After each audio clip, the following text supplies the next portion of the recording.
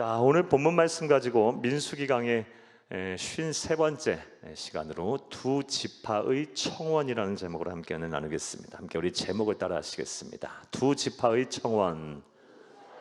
한 번 더 따라 하시겠습니다. 두 지파의 청원. 네, 고맙습니다. 오늘은 민수기 32장 전체를 강해를 하겠습니다. 이에 앞서서 지난 시간까지의 연관된 문맥에 관한 말씀을 여러분에게 좀 드리겠습니다. 하나님께서는 이스라엘 백성들이 이제 40년에 가까운 광야 생활을 끝내는 시점, 이제 가나안 입성을 앞두고 이스라엘 백성들에게 많은 준비들을 시키셨습니다. 하나님은 참 세밀하신 분이에요. 그리고 우리 하나님의 자녀들, 하나님의 백성들이 행여 힘들고 어렵지는 않을까, 이 가나안 땅에 들어가서 고생하지는 않을까, 어려워하지는 않을까라는 것을 염려하시고 그들의 필요를 채우시며 준비들을 많이 시키셨어요. 오늘도 우리에게도 동일하게 역사하고 계심을 믿으시기를 간절히 주의 이름으로 축복합니다. 어떤 준비를 시키셨습니까?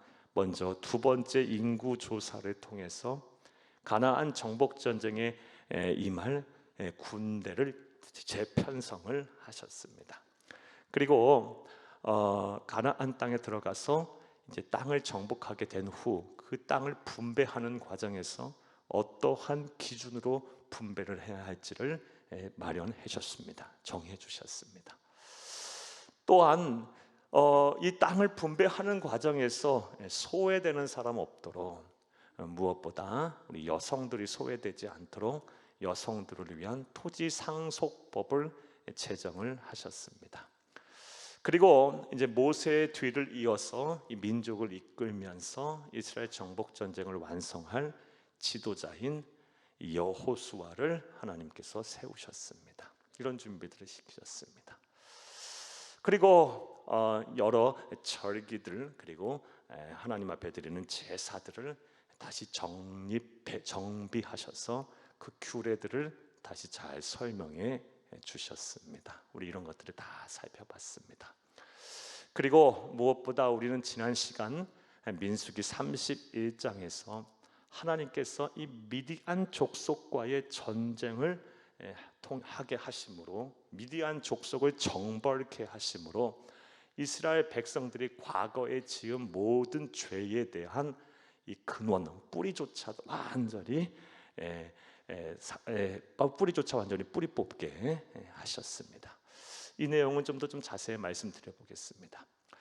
사랑하는 여러분, 이스라엘 백성들은 민수기 25장에 기록된 사건인데요, 모압 땅 십딤이라는 곳에 머물 때 하나님 앞에서 큰 죄를 졌습니다. 어떤 죄를 졌었냐?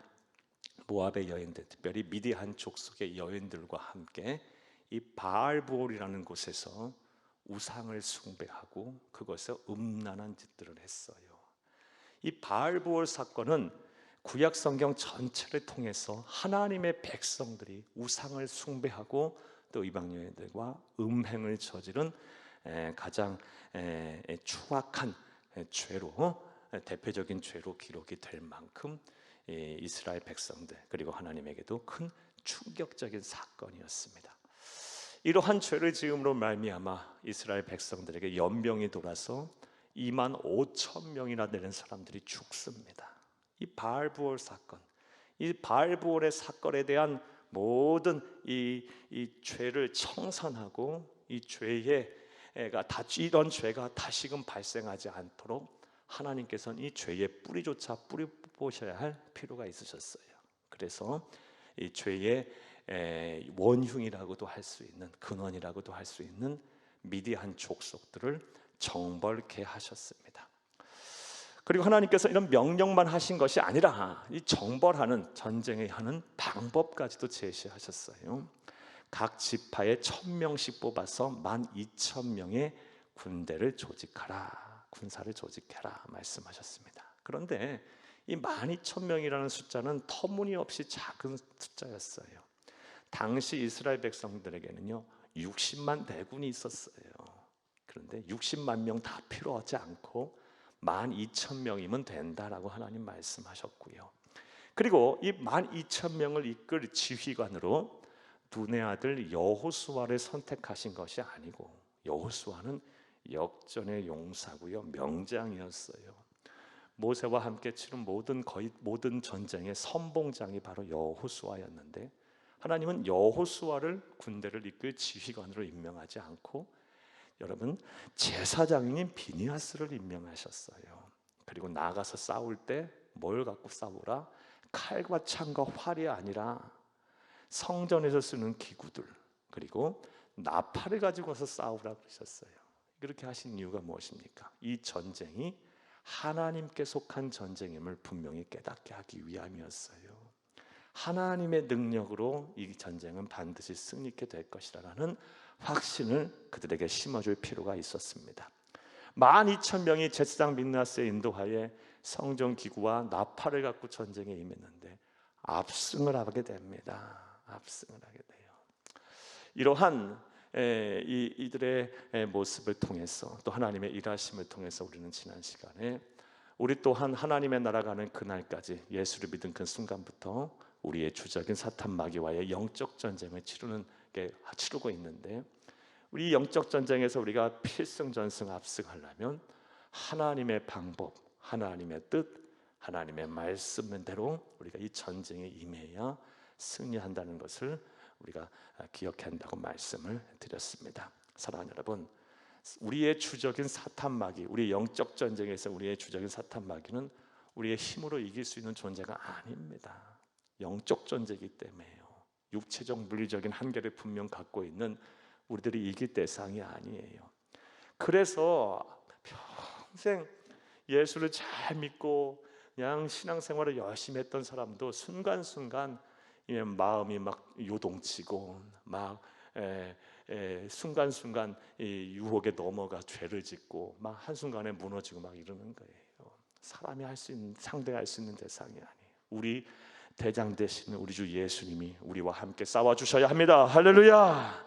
하나님의 방법, 하나님의 말씀대로 이 순종하여 이 전쟁에 임해야 됩니다. 예를 들면 하나님께서는 에베소서 말씀에 우리에게 전신갑주를 주시면서 이 전신갑주를 취하라 그랬어요. 그럼 전신갑주를 취하면 되는 거예요. 수시로 무시로 성령 안에서 기도하라 말씀하셨어요. 그래야 이긴다 말씀하셨어요. 그럼 수시로 무시로 성령 안에서 기도해야 하는 거예요. 내 마음과 생각이 막 힘들고 악한 생각, 악한 마음이 들 때, 그리고 이 하나님 앞에 범죄하려 할 때 막 수시로 무시로 막 기도하는 거예요. 또 시편 119편 9절 같은 말씀을 보면 청년이 무엇으로 그 행실을 깨끗게 하란다 그랬어요. 하나님의 말씀으로 깨끗하게 한다 그랬어요. 그 명령 또 지키면 되는 거예요. 무엇보다 성령 충만할 것을 우리에게 말씀하고 계세요. 성령 충만해라. 우리 안에 예수가 가득하면 되는 거예요. 그러면 우리는 영적 전쟁에서 승리하게 될 줄로 믿습니다. 막 불같이, 예를 들어 불같이 막 화가 날 때요, 예수님이라면 어떻게 하셨을까? 예수 때문에 참는 거예요. 그리고 또 막 내 마음과 생각이 막 무너져요. 막 무너져요. 막 힘들어요. 괴로워요. 그러면 우리 주님이라면 어떻게 하셨을까? 그런 상황 속에서 우리 주님이, 우리 예수님을 묵상하고 무엇보다 예수가 나를 얼마나 사랑하는지를 묵상하게 되면요, 내가 겪고 있는 염려와 근심 별거 아니에요. 왜?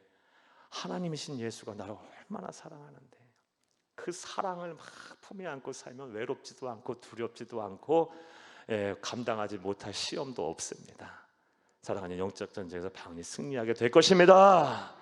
이렇게 하나님의 방법, 하나님의 말씀대로 우리가 이 영적 전쟁에 임해야 이스라엘 백성들이 미디안 족속을 하나님의 능력으로 이겼던 것처럼 우리 또한 이기게 될 것입니다. 이런 은혜와 실천이 저와 여러분 가운데 함께하기를 간절히 주의 이름으로 축복합니다.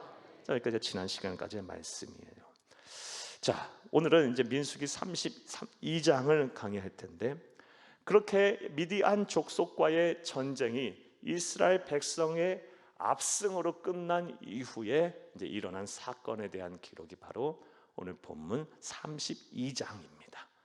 이 32장을 보게 되면 미디안 족속과의 전쟁에서 승리한 이후 요단강 동편, 그러니까 오늘날로 말하면 요르단 지역입니다. 이 요르단 지역을 이스라엘 백성들이 이제 차지하게 되겠죠. 일찍이 바사낙 옥과 아모리 족속의 왕 시몬을 이긴 후에 일부 그 땅을 차지했었었는데 이번 미디안 족속과의 전쟁에서 압승한 이후 요단강 동편 지역의 땅은 모든 땅을 다 이제 정벌하고 다 소유케 됐어요. 그러자 두 지파, 오늘 본문 말씀을 보게 되면 루벤 지파와 갓 지파의 자손들이 모세를 찾아와 청원을 합니다. 오늘은 이 두 지파가 청원한 내용이 무엇이고, 이 청원한 내용을 이제 이 하나님 앞에 상대되고 또 주의 종 모세를 통해서 이 청원이 수락되는 과정을 통해서 우리가 찾아야 할 영적 교훈을 찾으며 은혜를 나누겠습니다. 큰 은혜 시간 되기를 간절히 바랍니다. 할렐루야. 자, 먼저 1절에서 5절 말씀을 보겠습니다. 1절에서 5절 말씀은 미디안 족속과의 전쟁에서 승리한 이후 그 요단 동편, 오늘날 요르단 지역, 트랜스 요르단이라고 하는 이 요르단 지역을 차지하게 됐는데, 그때 두 지파가 찾아와서 청원한 내용입니다. 그 말씀을 보겠습니다. 1절에서 5절을 함께 읽겠습니다. 루벤 자손과 갓 자손은 심히 많은 가축대를 가졌더라. 그들이 야세 땅과 길르앗 땅을 본즉 그것은 목축할 만한 장소인지라. 야세 땅과 길르앗 땅은 미디안 족속들이 살던 정벌한 땅을 말해요. 그 땅에 땅을 본즉 그곳이 뭐 할 만한 곳입니까? 뭐라고 기록되어 있습니까? 목축할 만한 장소, 푸른 초지가 막 이렇게 펼쳐져 있는 것이고 또 시내가 흐르고 물이 풍성한 곳이었어요. 2절 읽겠습니다. 갓 자손과 루벤 자손이 와서 모세와 제사장 엘르아사이가 회중 지휘관들에게 말하여 이르되, 두 지파의 자손들이 와서 청원을 넣습니다. 3절 이다롯과 아다롯과 디본과 야셀과 니므라와 헤스본과 엘알라와 스반과 느보와 부온 곧 여호와께서 이스라엘 회중 앞에서 쳐서 멸하신 땅은 목축할 만한 장소요 당신의 종들에게는 가축이 있나이다. 5절 또 이르되 우리가 만일 당신에게 은혜를 입었으면 이 땅을 당신의 종들에게 그들의 소유로 주시고 우리에게 요단강을 건너지 않게 하소서. 아멘. 사랑하는 여러분, 미디안 족속과의 전쟁에서 승리한 이후 요단강 동편 땅, 오늘날 요르단 지역을 차지하게 됐어요. 근데 그 땅이 목축하기에 아주 최적의 장소였어요. 푸른 초지가 있고 많은 샘이 있었어요. 그러자 이 루벤 지파와 갓 지파의 자손들이 찾아와서 모세와 제사장 엘르아살 그리고 회중의 지휘관들에게 청원을 넣어요. 이 땅을 우리에게 달라. 아직 가나안 정복 전쟁 하기 전이에요. 하나님이 주시고자 했던 땅은요 요단강 서쪽이에요. 동쪽이 아니고. 오늘날 팔레스타인 반도 거기를 말해요. 오늘날 이스라엘 안에 그 나라를 말해요. 그 지역을 말해요. 요단강을 건너서 가나안 땅을 정복하고 그 땅을 취하라 그랬는데 그 요단강을 안 건너고 지금 이 차지한 이 땅을 우리에게 달라라고 청원을 넣고 있어요. 이게 오늘 본문 말씀의 이제 시작입니다. 자, 그렇다면 이 두 지파는 왜 이 요단강을 안 건너고 이 땅을 달라고 했을까요?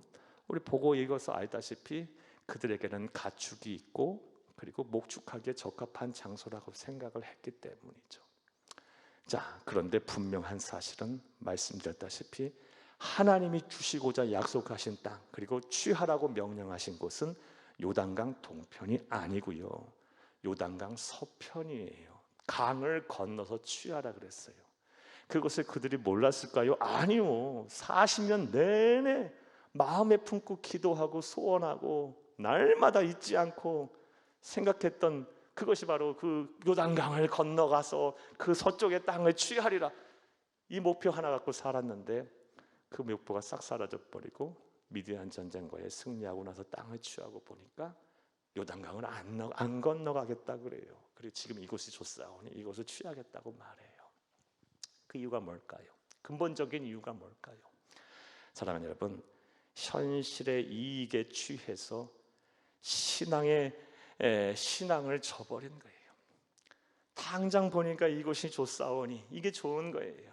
그래서 하나님께서 하라고 하는 명령도 다 잊어버리고 주신 소명도 다 까먹어버리고 그냥 그곳에서 눌러 앉겠다고 한 거예요. 어찌 보면 아주 이기적인 마음이죠. 어떻게 보면 아주 정욕적인 마음이에요. 사랑하는 여러분, 하나님께서는 분명 이 요단강이라는 강을 딱 이스라엘 반도의 가운데 두고 이 서쪽 땅을 취하라고 하신 분명한 이유와 목적이 있어요. 여러분 지도를 한번 볼까요? 한번 지도 보겠습니다. 보여주세요. 그럼 보이세요? 여러분 저 위에 갈릴리 호수가 있죠. 보이시죠? 조그만 거. 그리고 밑에 사해가 있죠. 사해. 잘 안 보이시는 분들은 다음 주부터 꼭 앞자리에 앉으시기를 바랍니다. 그 가운데 쭉 실선으로 이렇게 흐르는 강이 바로 요단강이에요. 팔레스타인 반도를 딱 반으로 관통하는 땅. 그래서 이 지중해 쪽, 저 지중해 바다 쪽으로 해서 요단강 서쪽을 하나님께서 주시겠다고 약속하신 땅이에요. 그리고 이 오른쪽 밑에 모압이라고 되어 있고 르벤, 암몬, 길르앗, 동므낫세라고 된 지역이 바로 오늘 본문에서 지파들이 요구했던 요단강 동쪽의 땅입니다. 하나님은 저 요단강을 건너서 지중해 쪽으로 향해 나가서 그쪽에 있는 요단강 서쪽의 땅을 주시겠다 한 거예요. 가나안 땅이 바로 거기예요. 왜 그렇게 하셨을까? 이 요단강 이쪽에 동쪽에는요, 우리가 보아서 알다시피 에돔, 모압, 암몬 이런 이방 족속들이 살던 곳이에요. 그들의 세속적인 문화에 동화돼서 우상 숭배할까 봐 하나님 걱정돼서 이 요단강 서쪽에 이 딱 사해 바다에서 갈릴리 호수 그 가운데를 딱 관통하고 있는 이 강 서쪽의 땅을 취하라고 말씀하신 거예요. 그런데 그들은 그런 신앙 하나님의 마음과 하나님의 뜻과 상관없이 신앙적인 선택을 한 것이 아니라 당장 보니까 목초지가 푸릇푸릇하고 그리고 물도 많고 살기가 좋아서 그곳을 선택한 거예요. 쉽게 얘기해서 이 현재의 이익을 선택할 것이냐, 신앙을 선택하실 것이냐, 이런 선택의 기로에서 그들은 신앙을 선택한 것이 아니라 현재의 이익을 선택했던 것입니다. 그것이 바로 그들이 요단강을 안 건너고 이 요단강 동편에 있는 땅을 달라고 청원을 한 근본적인 이유입니다. 사랑하는 여러분, 그런데 성경을 보게 되면 이 르우벤 지파 갓 자손에 앞서 이 요단강 동편을 달라고 선택을 했던, 하나님 앞에 달라고 하고 또 선택을 했던 이 사람이 있었어요. 그 또한 근본적인 이유를 보게 되면 신앙을 선택하고 또 현재 이익을 선택해야 할 때 현재 이익을 선택했던, 그래서 소위 패가 망신한 그런 우르범했던 사람이에요. 누구냐? 바로 창세기 13장 말씀에 나오는 아브라함의 조카 롯입니다. 창세기 13장 말씀을 보게 되면 하나님께서 아브라함과 이 롯에게 복을 주셔서 거부가 되게 하세요. 당시 그들의 업은 목축업이니까 거부가 됐다라는 것은 양과 소와 염소가 막 넘쳐나는 거예요. 그런데 목초지는 한정이 돼 있고 양과 소와 염소 막 가축은 많아요. 그러니까 보니까 이 두 집안의 종들이 막 싸우는 거예요. 그래서 이제 아브라함이 결단을 내려요. 족장이었던 아브라함이 결단을 내려요. 네가 먼저 선택해라. 네가 좌로 가면 나는 우로 갈 것이고 네가 우로 가면 나는 좌로 갈 것이다. 창세기 13장 말씀이에요. 그러니까 이 롯이 딱 쳐다보니 요단강 동편, 요단강 그 건너편, 오늘날 오늘 본문 말씀에서 보고 있는 민수기 32장의 루벤 지파 갓 자손인들이 요구했던 그 땅들이 너무 좋아 보이는 거예요. 거기에 과거 소돔과 고모라 성도 있었어요. 거기에 막 목초지가 푸르고 막 물이 풍성해. 그래서 거기를 가겠다고 하고요. 끝내 이 소돔성까지 들어가게 돼요. 사랑하는 여러분, 현재의 이익을 선택한 거예요. 이에 반해서 아브라함은 어떤 선택을 합니까? 헤브론이라는 산지로 가요. 헤브론이라는 뜻이 은혜의 땅이라는 곳이에요. 그것은 하나님을 만나는 곳이에요. 사랑하는 여러분, 아브라함은요, 현재의 이익을 선택해야 하나 하나님을 선택해야 하나, 이 선택의 기로에서 누구를 선택했어요? 하나님을 선택했어요. 신앙을 선택한 거예요. 일찍이 이 이스라엘 민족의 조상이 범했던, 이 롯이 범했던 우를 오늘 똑같이 오늘 본문 말씀을 보게 되면 루벤 자손과 사랑하는 여러분 갓 자손이 범하고 있어요. 자, 우리에게도 이것이 이제 시사하는 바가 커요. 어찌 보면 우리의 삶, 우리의 인생은요, 수많은 선택과 결정의 연속이에요. 뭐 이사를 하셔야 되는 경우, 뭐 직장을 이직을 해야 되고 선택을 하셔야 될 경우, 뭐 결혼을 해야 할 경우, 뭐 그것 말고도 그런 인생의 거대한 문제들 말고도 뭐 오늘 하루 동안에도 수많은 선택과 결정들을 하셔야 돼요. 오늘 밤에 축구를 볼 것이냐, 아니면 교회 와서 예배를 드릴 것이냐, 이런 작은 선택도 해야 될 수도 있었을 거예요. 사랑하는 여러분, 이런 수많은 선택과 결정을 해야 할 때 그리스도인은 무엇을 우선순위 앞에 두어야 하느냐? 사랑하는 여러분, 신앙을 꼭 우선순위 앞에 두는 여러분들이 다 되시기를 간절히 주의 이름으로 축복합니다. 예를 들어서 아무리 높은 연봉을 주고 좋은 조건을 제시한다 할지라도 예배 생활이 안 되고 주일 성수가 안 되고 하나님의 영광 가리는 그런 성결하지 못한 일을 해야 한다면 하지 말아야 하는 거예요. 하지 말아야 하는 거예요. 또 아무리 좋은 조건, 좋은 환경이라 할지라도 그런 곳으로 이사를 가고 그런 곳으로 이직을 해서 내 신앙생활 하는데 어려움이 느끼고 하나님으로부터 멀어져가 된다면 그런 선택과 그런 결정해서는 안 되는 거예요. 사랑하는 여러분, 부디 여러분 모두가 다 지혜롭고 복된 성도들이 다 되셔서 바른 선택, 바른 결정들을 할 수 있기를 간절히 주의 이름으로 축복합니다. 우리 예수님도 말씀하셨잖아요. 마태복음 6장 33절, 너무 잘 아는 말씀 함께 읽겠습니다. 그런즉 너희는 먼저 그의 나라와 그의 의를 구하라. 그리하면 이 모든 것을 너희에게 더하시리라. 아멘. 이 말씀 앞에 무슨 말씀이에요? 너희는 무엇을 먹을까, 무엇을 마실까, 무엇을 입을까 염려하지 말라. 이런 다 이방인들이 구하는 것이니 너희 하늘 아버지께서 너희에게 이 모든 것이 너희에게 있어야 할 줄을 아시느니라. 그런즉 너희는 먼저 그의 나라와 그의 의를 구하라. 그러면 이 모든 것을 너희에게 더하시리라. 우리의 선택과 결정의 기준은요, 현재 내 눈앞에 보이는 이익이 아니라 하나님 아버지예요. 우리 주 예수 그리스도보다 귀한 것은 없어요. 내 신앙을 선택하는, 신앙의 유익이 되고 신앙의 성숙에 도움이 되는 선택들을 하시기를 다시 한번 간절히 주의 이름으로 부탁합니다. 자, 그런데 이 루벤 자손과 갓 자손들은요, 당장 현재 이익에 눈이 멀어서 하나님께서 주시기로고자 약속하지도 않은 땅, 그리고 그곳에는 우상 숭배가 만연한 장소, 그 땅을 선택하겠다고 그러고 있어요. 사랑하는 여러분, 그리고 이것이 이제 문제의 시작이고 이후에 이제 어떻게 하나님께 치료하시는지 보겠어요. 자, 한번 따라 하시겠습니다. 현실의 이익에 눈이 멀어 신앙을 쉽게 포기하는 잘못을 저지르지 말라.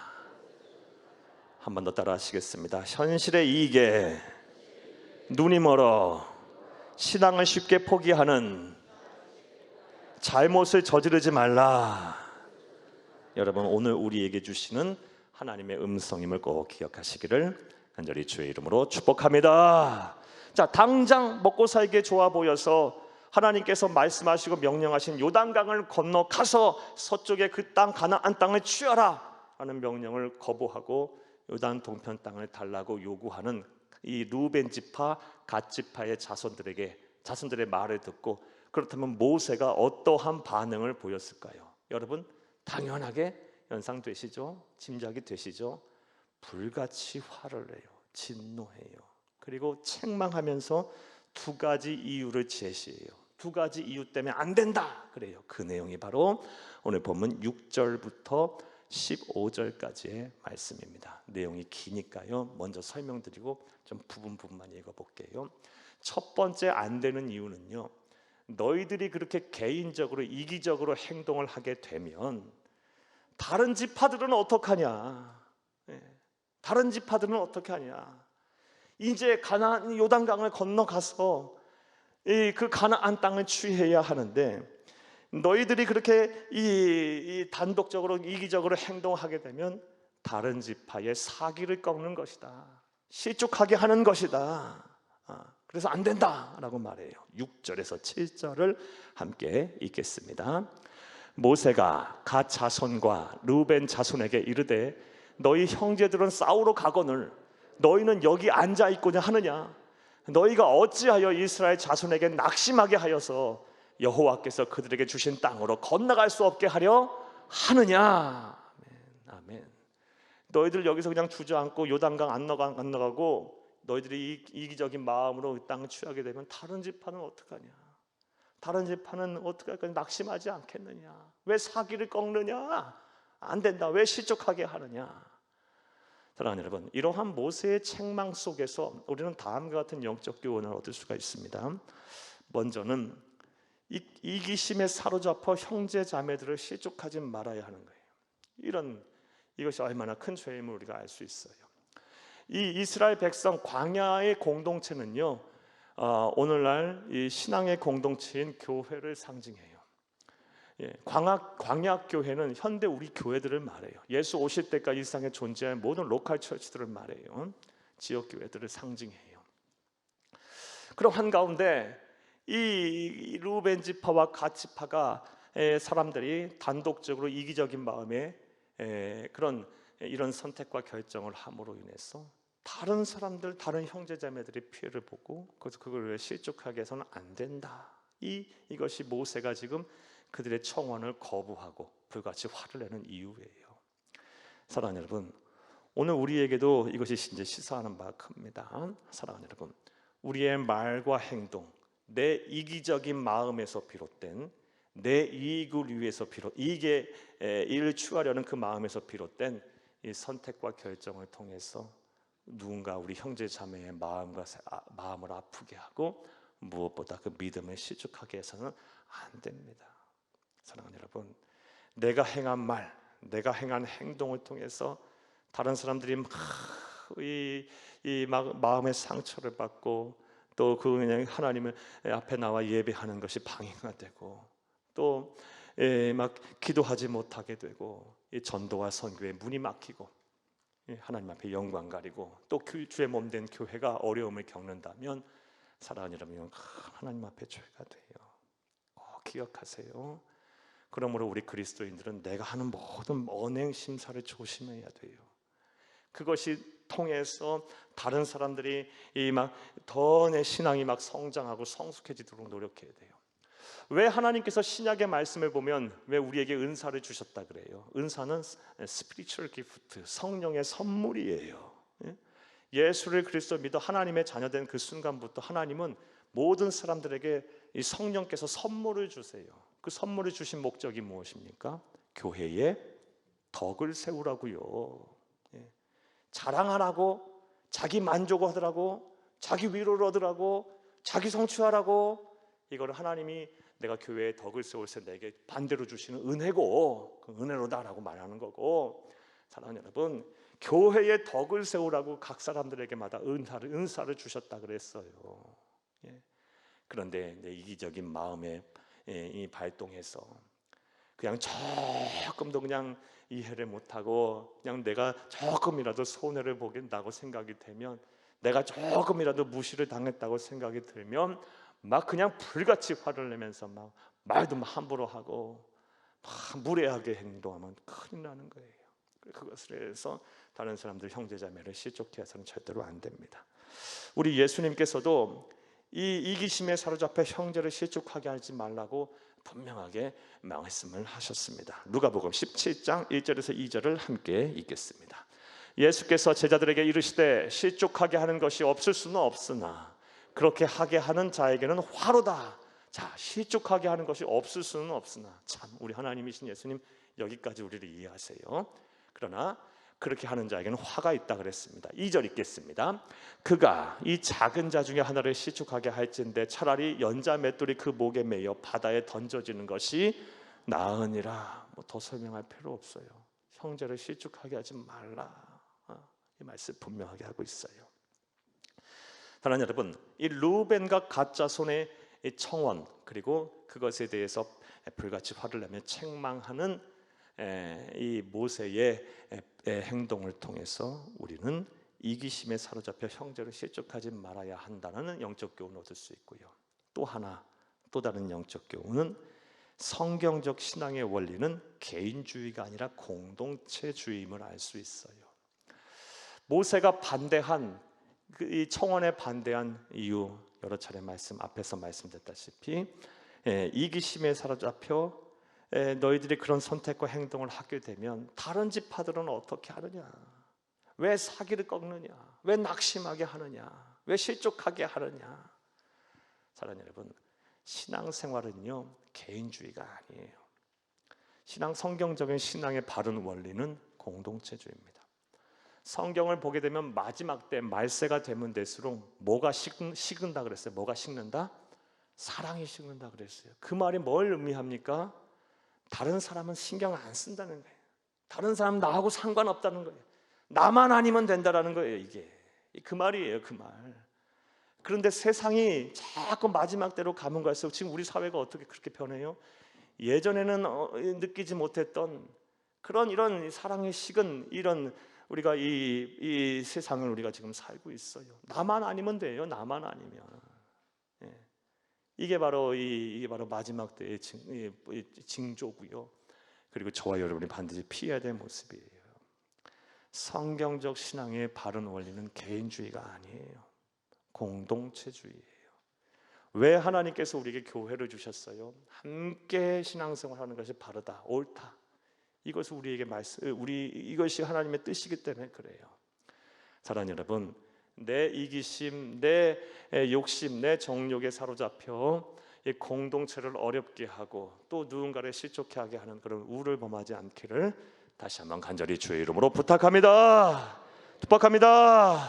자, 이 요단 동편을 요구하고 있는 이 르우벤과 갓 자손들의 청원을 모세는 반대했어요. 불같이 화를 내며 책망했어요. 첫 번째 이유는 가나안 정복 전쟁을 앞두고 다른 지파의 사기를 꺾는 행위이기 때문에 안 된다. 그런 이유 때문이고요. 두 번째 이유, 모세가 내세운 두 번째 이유는 그것이 바로 하나님을 향한 반역, 다른 말로 하나님의 말씀에 불순종하는 거기 때문에 안 된다 그랬어요. 그러면서 이제 8절부터 15절까지의 말씀은 이런 내용이에요.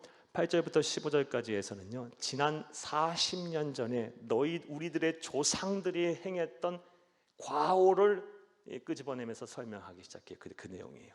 40년 전에 하나님의 말씀에 불순종해서 우리가 어떠한 이 고난을 지금까지 당했느냐. 그런데 이번에 또 하나님께서 분명 요단강을 건너가서 저 서쪽 지역을 정벌하고 거기서 그 약속의 땅에서 살라고 했던 이 말씀에 불순종하게 되면 우리가 이제 앞으로 어떻게 되겠느냐. 이제는 하나님께서 용서하고 기회를 주시는 것이 아니라 우리 민족이 싹 하나님 앞에서 멸망하게 될 것이다. 이 얘기가 바로 오늘 본문 8절부터 15절까지의 말씀이에요. 하나님의 명령, 하나님의 말씀을 불순종하는 정면으로 하나님을 향한 반역이기 때문에 안 된다 하면서 루벤 지파와 갓 자손의 청원을 반대하고 있습니다. 자, 사랑하는 여러분, 그런데 이러한 이스라엘 백성들의 모습, 루벤 지파 갓 자손의 모습은요, 어제 오늘의 이스라엘 백성들의 모습이 아니에요. 그리고 우리의 모습이기도 해요. 우리는 지난날 하나님이 용서하시고 기회를 주시며 새롭게 하셨던 그런 하나님의 은혜, 우리가 저지른 잘못, 그리고 회개를 통해서 우리가 다시 얻은 기회, 이 모든 것이 합한 이 하나님의 은혜를 너무 쉽게 잊어요. 그리고 나서 또 똑같은 잘못을 반복해요. 지난날의 과오를 너무 쉽게 잊어요. 루벤 지파와 가짜손도 마찬가지예요. 말씀드렸다시피 40년 전에 그 잘못을 저질러서 40년을 광야 생활 그 어려움을 겪고 나서 지금 또 하나님의 명령, 하나님의 말씀을 자기 현재의 이익에 눈이 멀어서 불순종하고 또 거부하고 있어요. 하나님에 대한 반역을 하고 있어요. 사랑하는 여러분, 이스라엘 백성들은 오늘날 우리들의 모습이고 오늘날 우리들의 거울이에요. 저와 여러분도 지난날의 과오, 지난날의 잘못을 너무 쉽게 잊고 또 시간이 흐르면서 또 똑같은 잘못과 똑같은 죄를 반복하고 있지는 않나요? 그래서 하나님의 마음을 아프게 하고 또 하나님의 뜻을 이 땅에 이루어지는 것을 방해하고 있지는 않으신가요? 지난날의 과오를 우리는 잊지 말아야 돼요. 지난날의 잘못을 잊지 말아야 합니다. 그리고 나에게 다시 기회를 주시고 나에게 복을 주셔서 다시 살게 하시고 다시 회복시키셨던 그 은혜 또한 잊지 말아야 할 줄로 믿습니다. 자, 그러려면 어떻게 하면 될까요? 몇 가지 참 이해된 말씀 많이 드릴 수 있겠지만 두 가지의 분명한 말씀만 드릴게요. 첫 번째는요, 우리가 지난날의 과오를 잊지 않고 잘못을 저지르지 않으려면요, 사랑하는 여러분, 이 마음 속에 지난날의 잘못, 다시는 똑같은 죄를 저지르지 않겠다라는 굳은 결심이 있어야 돼요. 이게 분명하게 새겨져 있어야 돼요. 사랑하는 여러분, 데살로니가전서 5장 21, 22절 말씀에 보게 되면요, 악은 모양이라도 버려라 그랬어요. 이게 무슨 말이에요? 생각도 하지 말라라는 거예요. 생각도 하지 말라. 생각도 안 하려면요, 내 마음속에 지난날의 잘못과 과호 그리고 저지른 죄는 다시는 짓지 않겠다라는 굳은 결심이 있어야 생각도 안 하죠. 여러분, 그렇죠? 생각도 하지 말라 그랬어요.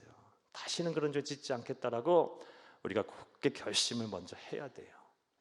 이런 굳은 결심 없이 그냥 살다 보면요, 이것도 저것도 그냥 아무 기준도 없고 결심도 없이 그냥 다 수용하고 다 받아들이게 돼요. 잘못하면 먼저 다시는 죄를 짓지 않겠다라는 굳은 결심을 하셔야 돼요.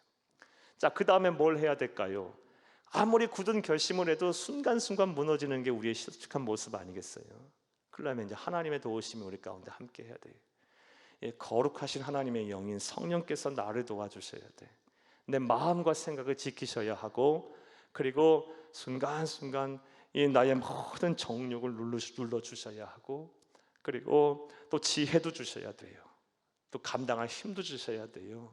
이를 위해서는 하나님과 뭐 해야 돼? 교제를 해야 돼요. 시편 앞서 말씀드린 대로 119편 9절 말씀, 사람이 무엇으로 청년이 그 무엇으로 그 행실을 깨끗게 하리까? 하나님의 말씀이로소이다. 하나님의 말씀을 펴놓고 하나님과 교제하면서 내 마음과 세상을 닦아내야 돼. 그의 부정한 것들을. 또 에베소서 6장 18절 말씀에 보게 되면 모든 기도와 간구를 하되 항상 성령 안에서 기도하라 그랬어요. 깨어 기도하라는 거죠.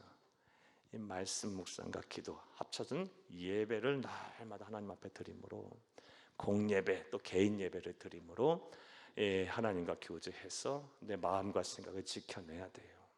세상의 유혹으로부터 이겨내야 돼요. 지난날의 과오를 다시 저지르지 않으려고 노력을 해야 합니다.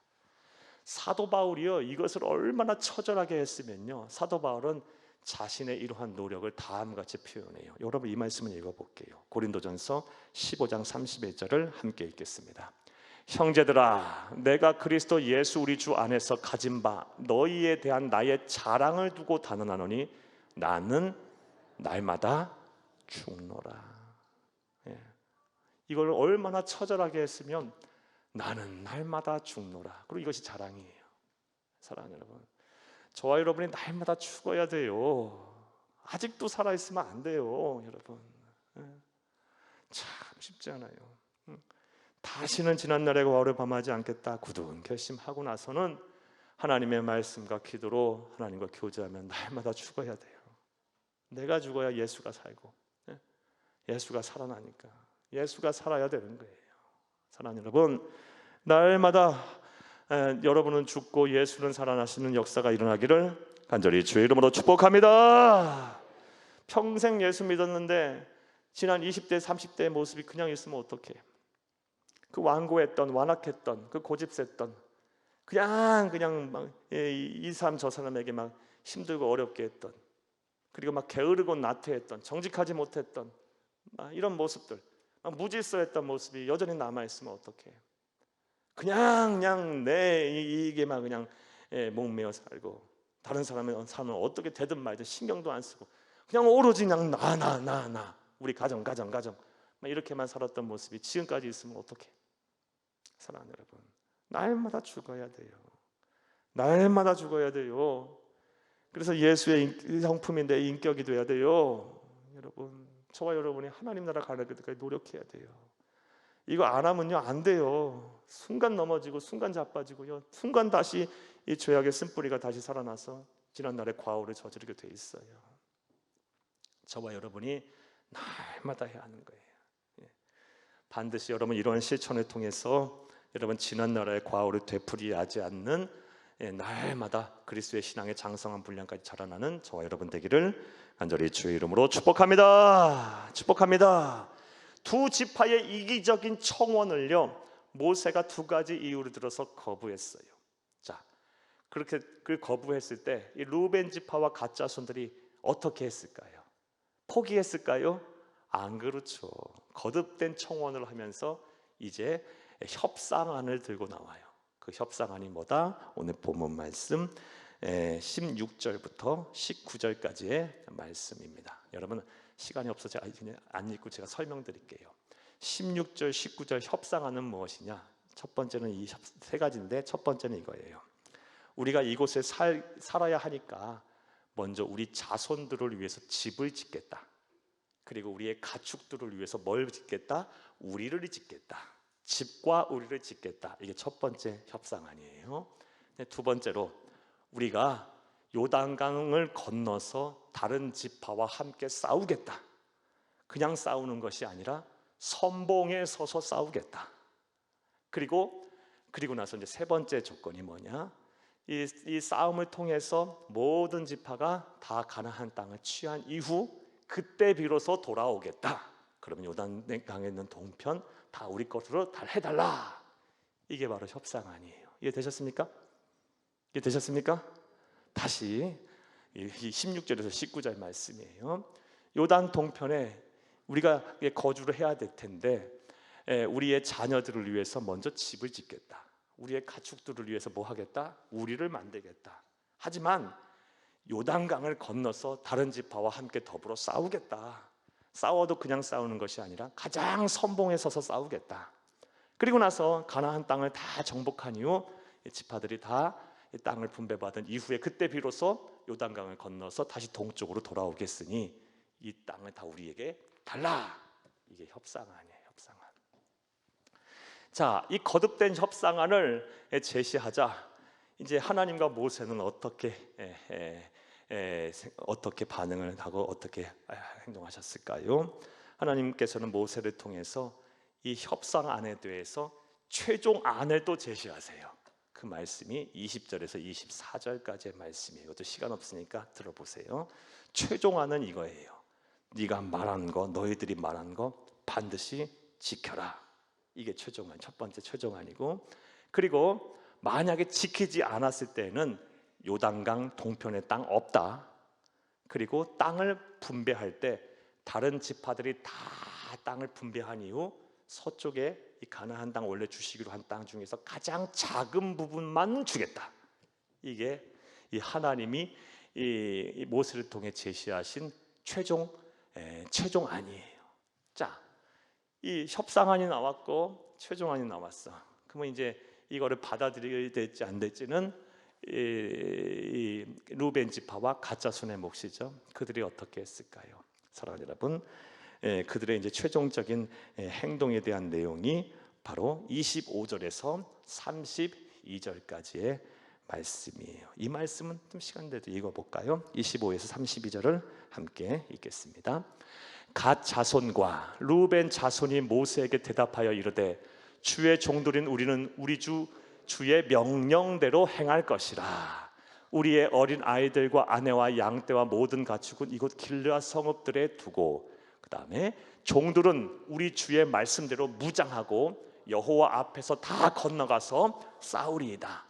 이에 모세가 그들에 대하여 제사장 엘르아살과 눈의 아들 여호수아와 이스라엘 자손 지파의 수령들에게 명령하니라. 29절 모세가 그들에게 이르되 갓 자손과 루벤 자손이 만일 각각 무장하고 너희와 함께 요단을 건너가서 여호와 앞에서 싸워서 그 땅이 너희 앞에 항복하기에 이르면 길르앗 땅을 그들의 소유로 줄 것이니라. 30절 그러나 만일 그들이 너희와 함께 무장하고 건너지 아니하면 그들은 가나안 땅에서 너희와 함께 땅을 소유할 것이니라.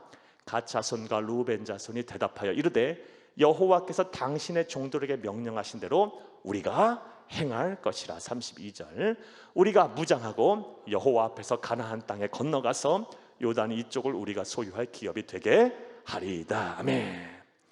제시한 최종안, 이 협상안에 대해서는 하나님께서 모세를 통해 주신 최종안, 너희가 말한 거 다 지켜야 돼. 반드시 지켜서 너희들이 이 요단강을 함께 건너가서 너희 동족들과 함께 선봉에 나서 싸운 후 가나안 땅이 다 정복되고 나서 그때 돌아오게 되면 이 땅을 너희에게 다 줄게.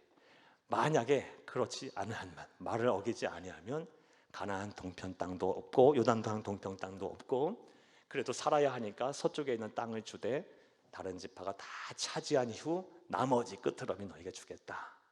좋다, 그렇게 하겠다. 순종했어요.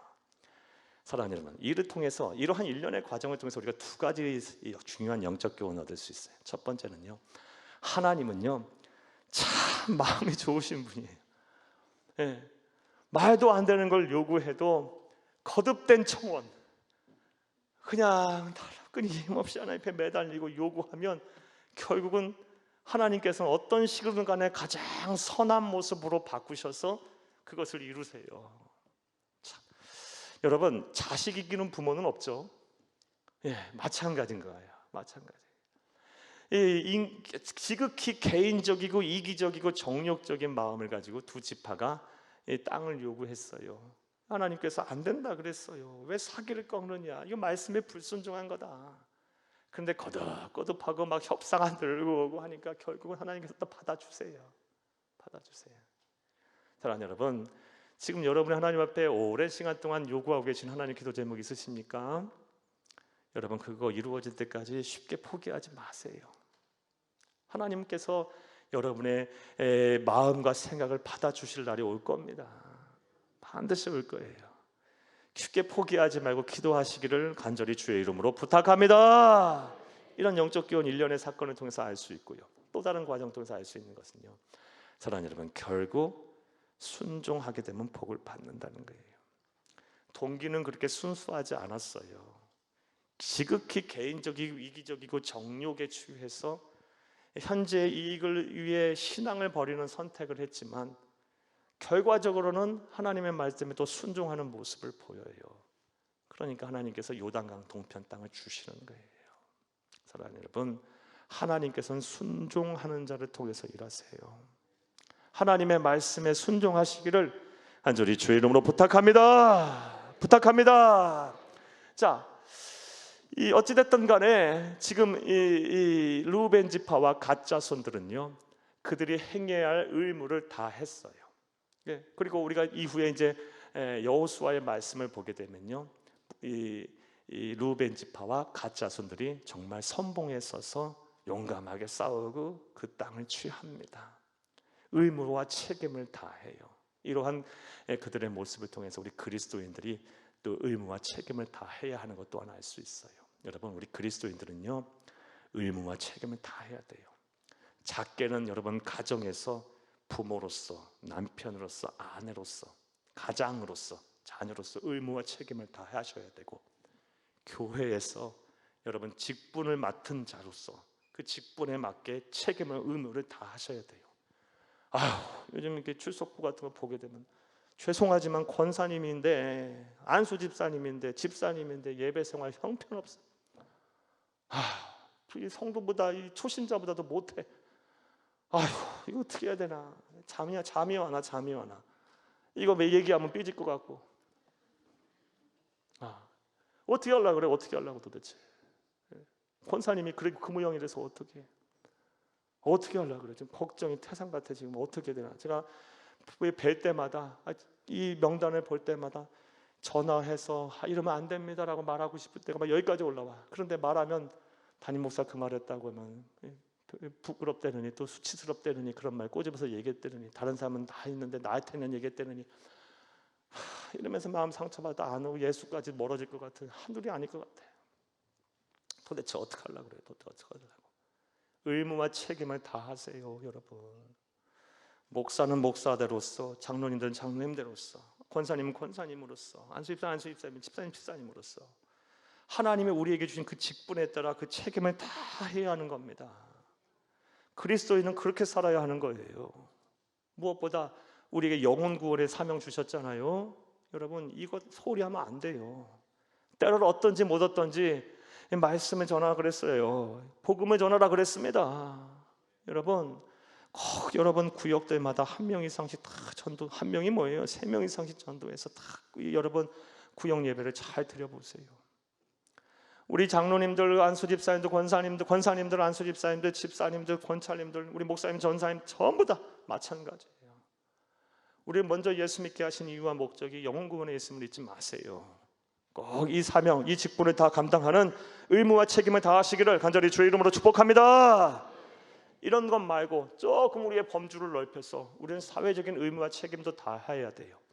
우리 헌법에 6가지 우리 국민의 의무를 제시하고 있어요. 우리 잘 아는 국방의 의무, 납세의 의무, 교육 근로의 의무 더하기 또 이 공공복리를 위해서 이 재산권을 행사해야 하고요. 자기 마음대로 자기 이익대로 하면 안 되고 이것도 의무예요. 또 공공복리를 위해서 환경도 보존해야 돼요. 이런 6가지 의무가 우리 그리스도인 책임 다 하셔야 돼요. 예수 믿는 사람이 막 사업하면서 이중장부 쓰고 탈세하면 안 돼요, 여러분. 안 됩니다. 우리 교회도 다 종교인들 과세 다 내고 있어요. 세금 다 내고 있어요, 여러분. 모르는 사람들이 안 한다고 하고 뭐 한다고 교회 맨날 떼먹는 줄 알고 다 하고 있어요, 여러분. 우리 교회는 물론 저기가 아니에요. 회사 같은 단체가 아니에요. 우리는 비영리 단체예요. 하지만 법에 따라서 종교인들 과세 다 하라 그래서 하고 있어요, 여러분. 그 외에 모든 여러분 사회적인 의무와 책임을 다 하는 것이 바로 그리스도인의 삶의 의무와 책임을 다 하는 거예요. 그게 하나의 성경적인 신앙관이에요. 우리 예수님도 말씀하셨잖아요. 여러분 마태복음 22장 21절 말씀에 세금에 관한 문제를 유대인들이 걸고 넘어지려 할 때 가이사의 것은 가이사에게로, 시저 카이사르의 것은 카이사에게 내고 하나님 것은 하나님께 드려라. 이 신앙적인 의무도 다 하고 사회적인 국가적인 의무도 다 하라 이렇게 말씀하셨어요. 군대 안 가려고 이리저리 도망 다녀서도 안 되고 여러분, 절대 안 되는 거예요. 여러분 우리가 해야 될 사명과 책임을 다 하시는 저와 여러분 되어야 할 줄로 믿습니다. 자, 여러분 지금까지 저는 이제 32절까지의 말씀을 드렸어요. 여러분 이 협상안을 가져왔고 르우벤과 갓지파가, 그리고 이 하나님은 모세를 통해서 최종안을 제시하셨고 그 최종안에 르우벤과 갓지파가 이제 순종을 했어요.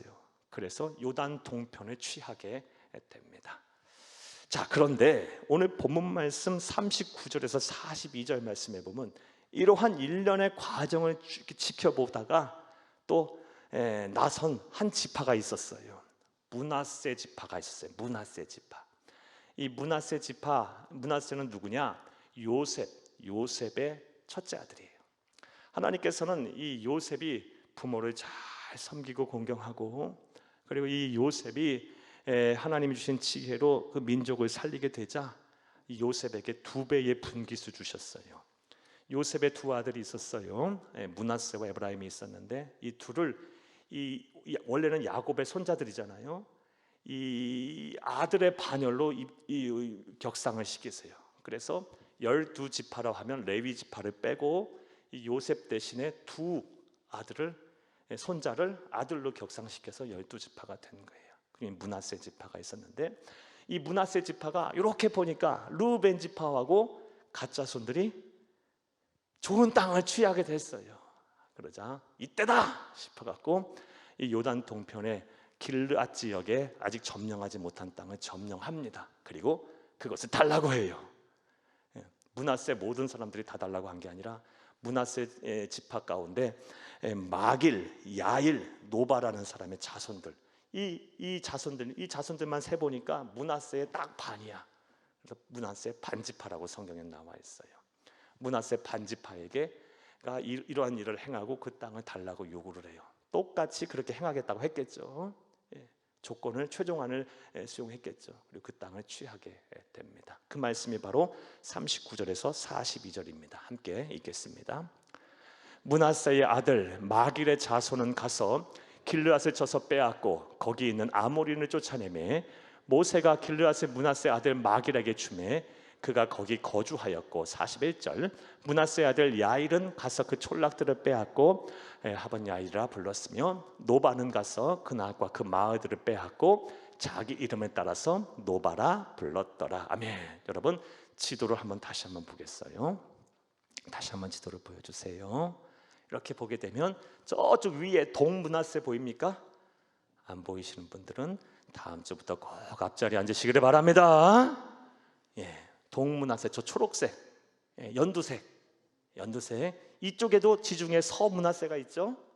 이 반절이야, 반절. 저 반절이 저 길르앗의 가치라고 있고 루벤이라고 있어. 루벤과 길르앗에 있는 이 갓 자손이 그 땅을 취하는 것을 보고 기회다 싶어서 저쪽을 이제 점령하고 그 땅을 달라고 했던 거예요.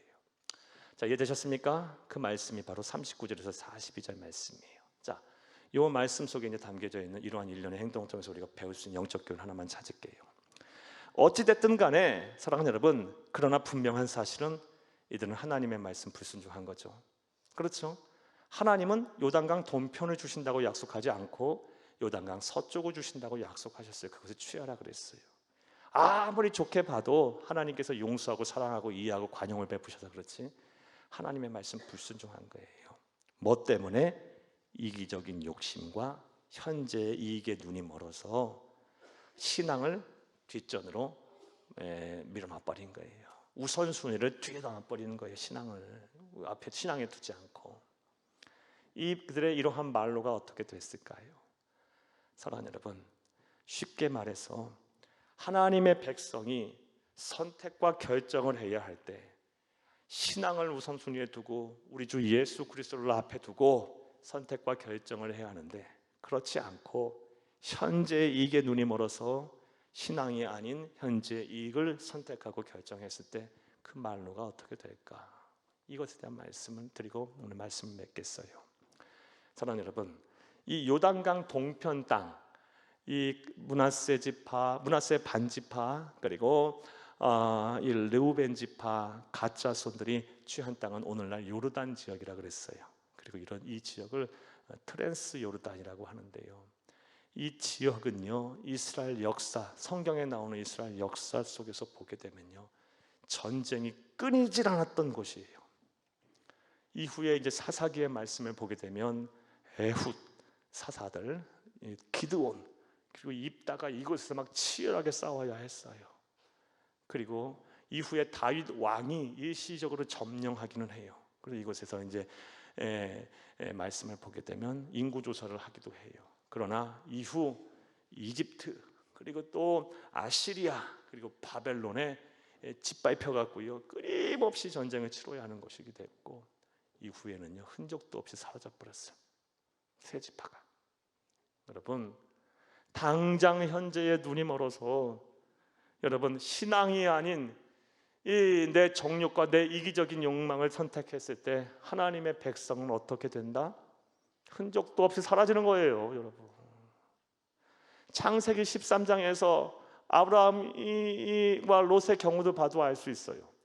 아브라함은 헤브론 산지를 선택해서 비록 그것이 척박한 광야하고 돌산이고 먹을 것 하나 제대로 없고 제대로 사람 살기 힘들고 어려운 곳이었지만 그는 은혜의 땅에서 하나님을 경외하는 곳이었어요. 그런 곳에 살았을 때 그는 구속사의 여명을 여는 믿음의 조상이 됐고 롯은 어떻게 됐어요? 창세기 13장 그 선택 이후 14장 말씀에 보면 소돔성 이 국지적인 세계 대전에 휘말려요. 그래서 어떻게 됩니까? 소돔성에 있던 모든 그의 자녀들과 식솔들과 모든 재산들이 다 포로로 붙잡히고 끌려가요. 그때 아브라함이 318명의 자신의 사병을 끌고 가서 그들 구출해내지 않았으면 거기서 끝나버리는 거예요. 그리고 나서 또 어떤 일이 있습니까? 창세기 19장으로 넘어가게 되면 소돔성이 불과 유황불로 불탈 때 겨우 딱 3명 살아나와요. 예. 롯과 그의 2딸, 아내는 뒤돌아보지 말라는 뒤돌아봐서 속임기둥되고, 사위들은 농담으로 여기고 불과 유황불로 심판하신다고 하니까 모든 재산은 다 불타버리고, 그 동방의 거부였던 사람이 딱 3명 나와서 그래서 어디로 피신합니까? 소 아래에 있는 산지로 피신을 해요. 거기 굴에 이제 살아요. 왜? 사람들한테 부끄러우니까. 사람들이 있는 곳도 못 가고 산에 있는 굴에 들어 사는데, 거기서 2 딸들이 어떤 짓을 또 벌여요. 우리가 이대로 끝나면 안 된다. 우리의 후손이 자손이 있어야 되지 않겠냐. 아버지한테 술 잔뜩 먹여서 첫째 딸이 첫날 때 들어가고, 2번째 딸이 또 술 잔뜩 먹여서 2번째 딸이 또 들어가서 아버지와 이 관계를 맺어서요, 모압 자손의 조상 베나미를 낳고 암몬 조상의 조상을 낳아요. 그리고 그들은요, 모압과 암몬은 하나님의 이스라엘 백성들과 천지 원수가 된 이후부터 계속요. 예. 사랑하는 여러분, 한 가문이 이렇게까지 망가지는 거예요. 선택과 결정을 잘 해야 돼요. 우리 그리스도인들은요, 세속적인 이런 가치관과 그런 물질관에 얽매여 살아서는 안 돼요. 겨우 살아야 100년을 살아요. 우리는 영원한 것을 바라보고 그 영원한 하나님의 나라를 꿈꾸며 살아야 될 사람들이에요. 사랑하는 여러분, 따라서 당장의 이익에 일희일비하지 마시고 마음을 빼앗기지 마시고 잘 분별하세요. 이것이 하나님 나라와 하나님의 영광을 위한 길인가? 내 신앙을 지키는 것인가? 우리 주 예수 그리스도를 위한 것인가를 잘 선택해서 분별해서 바른 선택과 결정을 하시는 여러분들이 되기를 간절히 주의 이름으로 축복합니다. 축복합니다. 이것이 바로 오늘 민수기 32장 말씀을 통해서 우리에게 주시는 하나님의 음성이고 우리가 꼭 기억하게 될 영적 진리입니다. 오늘 본문 말씀 길어서 읽진 않았지만 여러분들 가서 꼭 읽어보시고 이 말씀에 근거해서 남은 여생 주의 은혜 속에 살기를 다시 한번 간절히 주의 이름으로 축복합니다. 축복합니다. 축복합니다.